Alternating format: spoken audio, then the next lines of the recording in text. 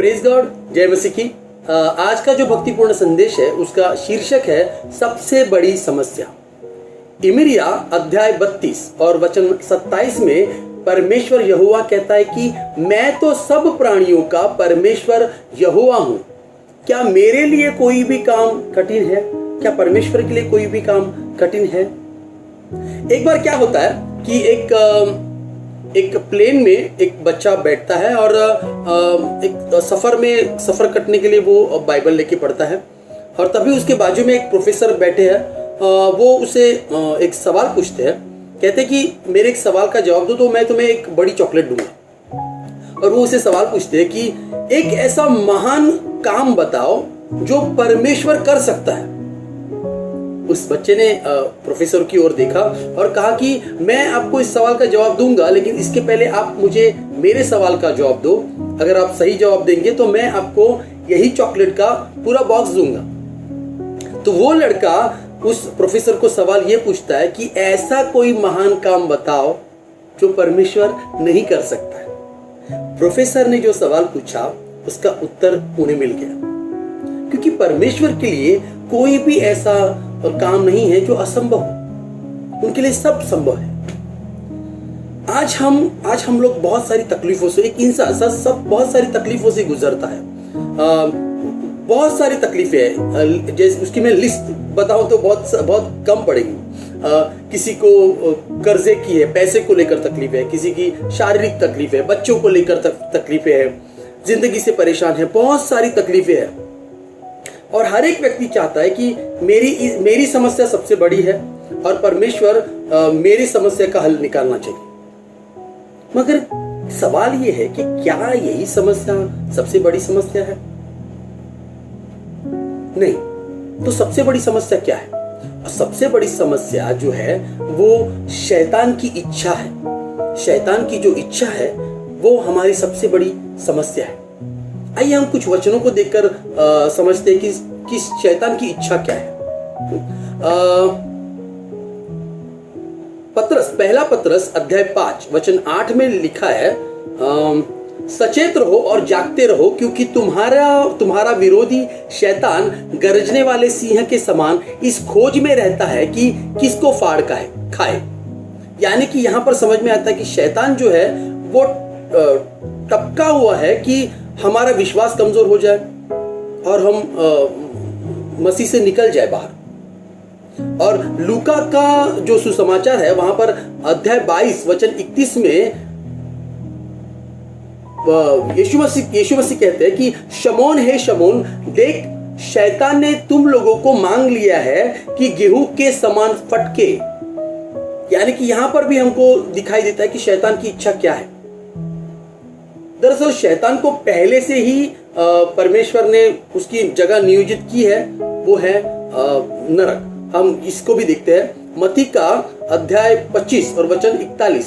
वहां पर यीशु मसीह कहते हैं, तब राजा अपनी बाई ओर के लोगों से कहेगा, शापित लोगों मुझसे दूर हो जाओ और उस अनंत आग में जा पड़ो जो शैतान और उसके दूतों के लिए तैयार की गई है।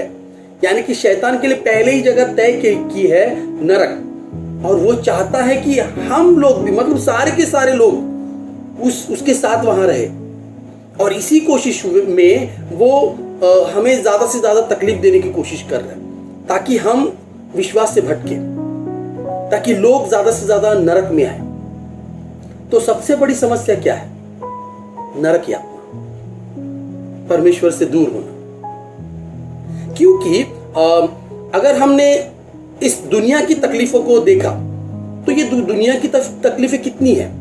जब तक कि हम जिंदा है, 50 साल, 100 साल, 120 साल, उससे ज्यादा नहीं। लेकिन जो तकलीफ नरक की है वो अनंत काल की है। वो अनंत काल तक रहने वाली, जिसका कोई अंत नहीं है, ऐसा अनंत। और मैं ये नहीं कह रहा हूं कि इन समस्या का निवारण परमेश्वर नहीं करना चाहते। इन समस्या का भी निवारण होगा हमारे प्रार्थना के जरिए। मैं एक वचन आपको बताता हूं, रोमियो की पत्री अध्याय 8 वचन 32, जहां पर पौलुस कहते हैं कि जिसने अपने निज पुत्र को भी न रख छोड़ा परंतु उसे हम सब के लिए दे दिया, वो उसके साथ हमें और सब कुछ क्यों न देगा? तो यानी कि उसने अपने पुत्र को भी नहीं छोड़ा, यीशु मसीह को भी नहीं छोड़ा, तो क्या वो हमें हमारी सारी समस्या का हल नहीं देगा? क्या इन समस्याओं का समाधान नहीं करेगा? करेगा, जरूर करेगा। लेकिन हमारे लिए सबसे ज्यादा इंपॉर्टेंट क्या होना चाहिए? हमारी सबसे बड़ी समस्या का समाधान, और वो ये है नरक, हमारी नरक यातना से बचाओ। और हमें इसके लिए परमेश्वर के पास प्रार्थना करनी चाहिए, क्योंकि हम खुद के बल से, इंसान खुद के बल से स्वर्ग में नहीं जा सकता, उसके पाप क्षमा नहीं हो सकते।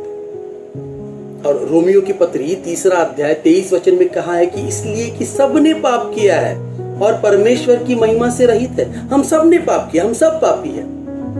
हमारा स्वर्ग, हमारा नरक में जाना कन्फर्म है। तो हमें प्रार्थना किस परमेश्वर के पास किस लिए करनी चाहिए?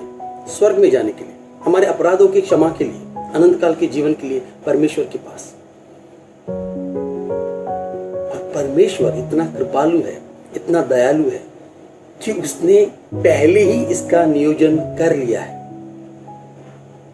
इफिसियों की पत्री 1 अध्याय 4 वचन में लिखा है, जैसा उसने हमें जगत की उत्पत्ति से पहले ही उसमें चुन लिया कि हम उसके निकट प्रेम में पवित्र और निर्दोष बने। पहले ही चुन लिया है, पहले ही सब कुछ नियोजित है। परमेश्वर का धन्यवाद हो कि उसने 2000 साल पहले ही उसके पुत्र को, प्रभु यीशु मसीह को इस दुनिया में भेजा है, ताकि वो सब कुछ जो हमें सहना था, पापों का प्रायश्चित, वो सहे। उस क्रूस पर यीशु मसीह ने वो सब कुछ सहा। और परमेश्वर चाहता है कि हम बस उस उद्धारकर्ता पर विश्वास करें। जब हम विश्वास करते हैं, जो भी इंसान विश्वास करता है, यीशु मसीह को अपना उद्धारकर्ता मानता है, उसके पाप क्षमा होते हैं और उसे अनंत काल का जीवन मिलता है, हमारे पापों का समाधान। आज हमने विश्वास किया है, पर ऐसे कई भाई बहन हैं इस दुनिया में जो शायद यीशु मसीह के बारे में नहीं जानते, जो शायद इस सुसमाचार के बारे में नहीं जानते। आइए हम बाहर निकलते हैं और इन लोगों को जो इस जरूरत में है कि उन्हें